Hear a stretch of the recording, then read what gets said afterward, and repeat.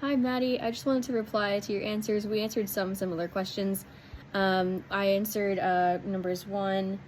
Um, Actually, we only answered number one. Together the same. But pretty much you were saying that there were supposed to be safeguards put in place for the android life form, and I agree. I think that Ash being an alien, Ash being an android should have been something that the whole crew knew.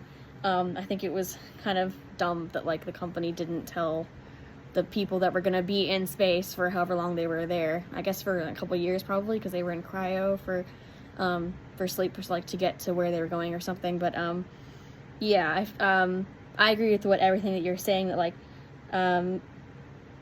the android could have been used for exploration instead of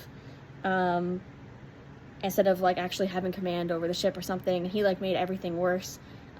Another reply that I read was like Camille was saying basically the same thing, like he just made everything worse, and like he's the one who allowed the alien to get on board, even though he like because he like overrode the quarantine protocol, and like the guy who was infected was supposed to stay in like the airlock for like 48 hours something, but they were like, oh no, he's gonna die, like you can't do that. But that was probably the right protocol and that should have been followed. But because Ash was an android and he like had like the what was the command to like override the human stuff and just save the alien, like I just don't think it was right protocol, and something should have been done to fix that, is like him being an android.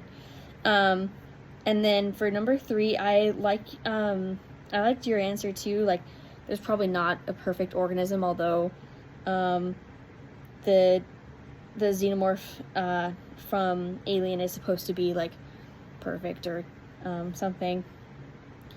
And it died as a result of being introduced to new pressure, and it was not premiered because it was not perfect. That's a good explanation too. Like it's not perfect because it eventually died from something, and then when Ellen Ripley like took him out of the airlock, that killed him too. And then number five was about in hindsight.